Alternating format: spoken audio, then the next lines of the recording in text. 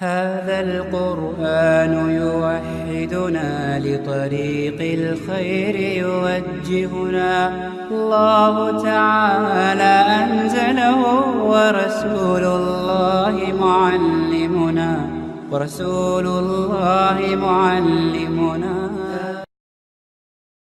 اعوذ باللہ من الشیطان الرجیم۔ ایک دفعہ ایک بہت بڑے ملک کے بہت بڑے جج کے پاس بیٹھا ہوا تھا، باتیں ہو رہی تھی، پتہ نہیں اس کے دل میں کیا خیال آیا، نام نہیں لیتا کہ یہ عدالت کے منصب کے منافی ہے۔ ان کے دل میں خیال آیا، کہنے لگے یار میں کئی دفعہ آپ سے ملاقات ہوتی ہے، پوچھنا چاہتا ہوں پھر وقت نہیں ملتا، یاد نہیں رہتا۔ میں نے کہا جی پوچھیے کیا بات ہے۔ کہنے لگا ذرا آپ غصے تو نہیں ہوں گے؟ میں نے کہا حضرت بزرگ ہیں، محترم ہیں، مکرم ہیں، محتشم ہیں، میں آپ پر غصے کیوں؟ کہنے لگے یار یہ اہل حدیث، بڑے اس نے عجیب سے انداز میں کہا یہ اہل حدیث کیا ہوتے ہیں؟ ان کے بارے میں بڑی یار سنی ہوئی ہے۔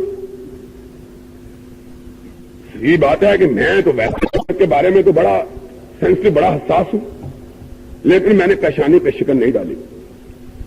میں نے کہا کہ آپ کیا پوچھنا چاہتے ہیں؟ پوچھیں۔ پھر انہوں نے کہا کہ آپ مجھے یہ بتلائیں یہ ہوتے کیا؟ ان کا مطلب کیا یار؟ ان کے متعلق بڑی باتیں مشہور ہیں۔ میں نے کہا ان کے متعلق جتنی باتیں مشہور ہیں نا مجھے تو وہ پتا نہیں، کیونکہ میرے سامنے تو کبھی کسی نے کی نہیں۔ اگر آپ ذرا کھل کے بتلائیں یا میری بات سن لیں شاید آپ کا جواب ہو جائے۔ کیا لگا سناؤ؟ میں نے کہا اہل حدیث یہ ہوتے ہیں کہ وہ یہ سمجھتے ہیں کہ قرآن اور آپ کی زندگی میں پورا قرآن کا کوئی حصہ باقی نہیں رہا۔ یار یہ اتنی وضاحت کی کیا بات ہے؟ میں پڑھا لکھا آدمی ہوں، آپ بات کریں۔ میں نے کہا نہیں ہے وضاحت کی ضرورت۔ میں نے کہا میرے باتوں کو ذرا غور سے سن کریں، میری بات سمجھ میں آ رہی ہے کہ نہیں آ رہی؟ بولو بھائی یہ دور جو بیٹھے ہوئے آ رہی ہے کہ ستے دے ہو؟ بولو آ رہی ہے؟ دھیان سے ذرا بات کو سنو، کام آئے گی تمہارے بات۔ میں نے کہا یہ کہتے ہیں کہ قرآن سارے کا سارا سرور گرامی حضرت محمد الرسول اللہ صلی اللہ علیہ وسلم پہ نازل ہوا اور اس کا کوئی حصہ باقی نہیں رہا جو کسی اور پہ اترا۔ کہلا یہ تو سیدھی سیدھی بات ہے۔ میں نے کہا اور دوسری بات یہ کہتے ہیں کہ قرآن کا کوئی حرف ایسا نہیں ہے جس کی تشریح سید کونین رسول ثقلین نے اپنے عمل سے اپنے فعل سے نہیں کر دی۔ قرآن کا ایک ایک حرف میرے آقا نے عمل کر کے اپنے صحابہ کو بتلا دیا ہے کہ قرآن کا معنی، قرآن کا مطلب، قرآن کا مقصد، قرآن کا مفہوم یہ ہے اور یہ ہے قرآن کے معنی۔ اس نے کہا اس میں بھی کوئی شک نہیں۔ میں نے کہا اور تیسری بات یہ کہتے ہیں کہ حضور اس دنیا سے اس وقت تشریف لے گئے جب دین مکمل ہو چکا تھا اور دین میں کوئی خلل اور نقص باقی نہیں رہا تھا۔ کیا لگا یہ بھی ٹھیک ہے؟ آگے میں نے کہا بس اتنی ہی بات ہے جو تم نے بڑی سنی ہے۔ کیا نہیں یار مذاق کرتے ہو؟ میں نے کہا نہیں کرتا، میں پھر تمہیں بتلاتا ہوں کہ تم کیا کہتے۔ میں نے کہا بتلاؤ۔ کیا لگا یار سنا تم اماموں کو نہیں مانتے، پیروں کو نہیں مانتے، یہ نہیں مانتے، وہ نہیں مانتے، یہ تو بڑی۔ میں نے کہا سنو ماننے کا مطلب کیا ہے؟ میں نے کہا تم امام کی بات کہتے ہو، میں تو تمہیں بھی مانتا ہوں، میں تو تمہیں بھی مانتا ہوں کہ تم جج ہو، بڑے اچھے آدمی ہو، کیا مطلب؟ کہنے لگا نہیں بات ایمانداری سے۔ میں نے کہا خدا کی قسم ہے بات صرف اتنی ہے کہ ہم یہ کہتے ہیں کہ امام، اولیاء، محدثین، فقہا انہوں نے دین کو مکمل نہیں کیا، دین ان کی آمد سے پہلے مکمل ہو چکا تھا، دین ان کی آمد سے پہلے مکمل ہے۔ انہوں نے دین کی توضیحات کی، تشریحات کی ہیں دین کو سامنے رکھ کر، اور ہمارا عقیدہ یہ ہے کہ یہ سارے لوگ بڑے برگزیدہ، بڑے عمدہ، بڑے اعلیٰ، بہت نیک، لیکن جس کی بات اللہ رسول کے خلاف ہے ہم اس کی بات کو ماننے کے لیے تیار اور جو اللہ رسول کے مطابق ہے سر آنکھ ہوتے۔ اب ذرا سننے کی بات ہے۔ اس نے کہا اچھا ایک بات یار یہ جو تم پیروں کو نہیں مانتی اس کی بات۔ میں نے کہا یہ بھی سن لو، اب تو ذرا بدل دیا ہے نا، پھر مجھے تکلیف ہوتی ہے کہ اب تو پیر بن گئے ہیں وہابی بھی۔ میں نے کہا ہم نہیں مانتے، کہنے لگا کیوں نہیں مانتے؟ میں نے کہا ہم مانتے ہیں دینے والے کو، لینے والے کو ہم نہیں مانتے۔ فرق صرف یہ ہے، ہم مانتے ہیں کس کو؟ دینے والے کو، لینے والے کو ہم پیر ماننے کے لیے تیار۔ اس نے کہا وہ کیسے؟ میں نے کہا ہم نے پیر مانا اس کو اور جس کے گھر میں 2 ماہ تک آگ نہیں جلی۔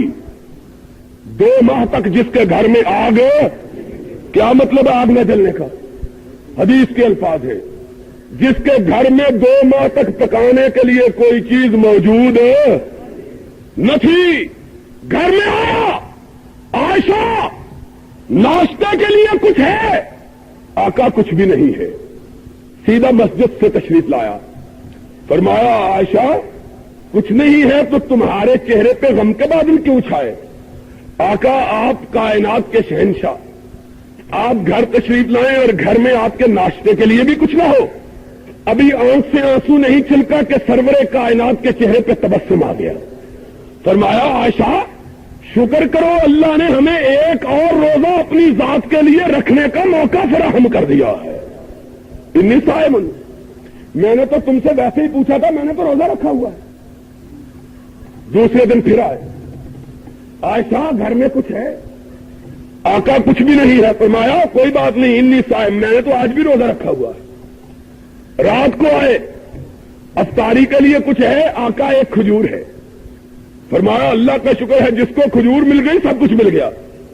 پھر آئے، آقا آج تو پانی کے سوا کچھ بھی نہیں۔ فرمایا عائشہ اللہ نے ہر چیز کو پانی ہی سے بنایا ہے، پھر کیا پانی تو موجود ہے؟ آقا آج تو گھر میں نمک بھی باقی نہیں رہا۔ فرمایا کچھ نہیں، آج پانی سے ہی گزارا۔ 2 ماہ تک ایندھن نہیں جلا، 2 ماہ تک آگ۔ اور پھر پڑوسن ایک آئی، شام کا وقت، نبی طاہر و مطہر تشریف لائے۔ عائشہ آج کچھ گھر میں ہے؟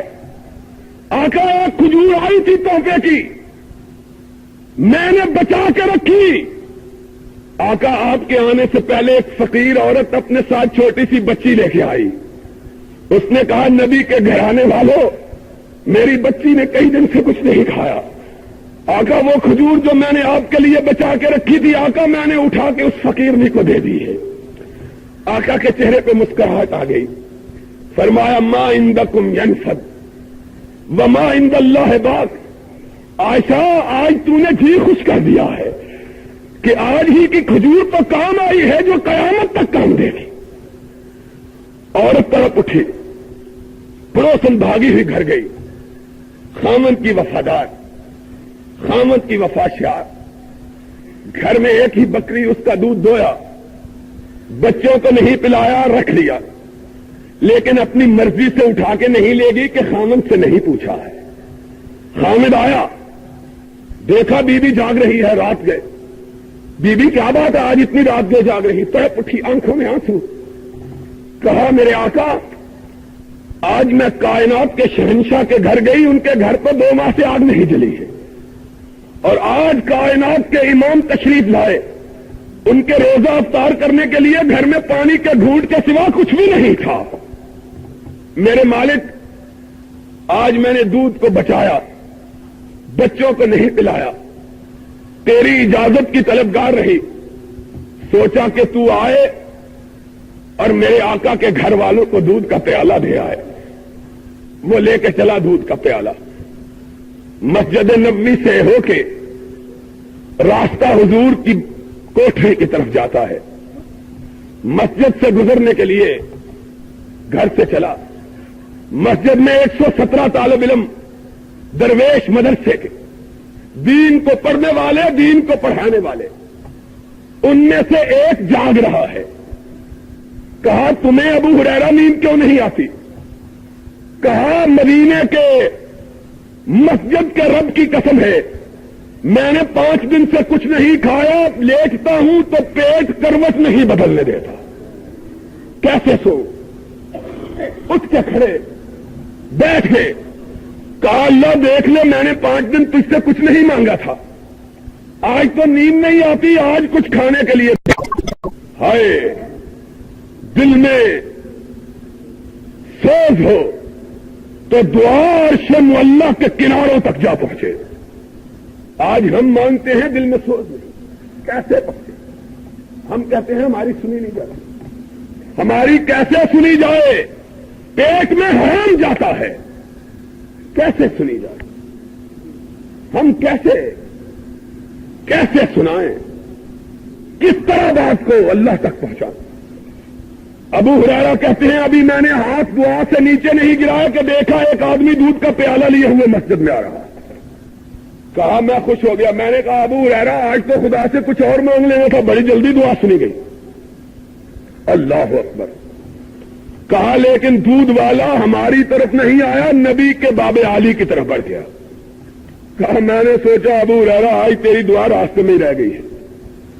دروازے پہ دستک دی، کونین کے تاجدار باہر آئے. کیا ہے؟ اندھیرا، ساتھی کے ہاتھوں میں لرزش، آنکھوں میں آنسو. اللہ کے حبیب میری بیوی نے بتلایا آپ کے گھر میں 2 ماہ سے آگ نہیں جلی. آقا میری کل کائنات یہی دودھ کا پیالہ سے لے کے آ گیا، قبول فرمائیے. کائنات کے شہنشاہ نے دودھ کا پیالہ پکڑا اور حدیث ہم کو حقیقت بتلائی نہیں. اگر اسی کا نام اہل حدیث ہے تو اس سے سچا اسلام کوئی دوسرا ہو سکتا ہی نہیں.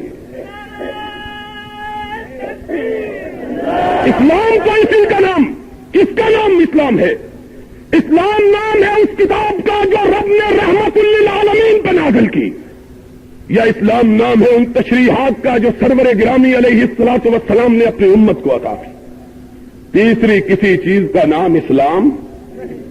اسی لیے اسلام جب بھی پہنچا جس ملک میں خالص اسلام ہی پہنچا، کیونکہ پڑھے لکھے لوگوں کو کسی گورکھ دندے کی سمجھ آتی ہی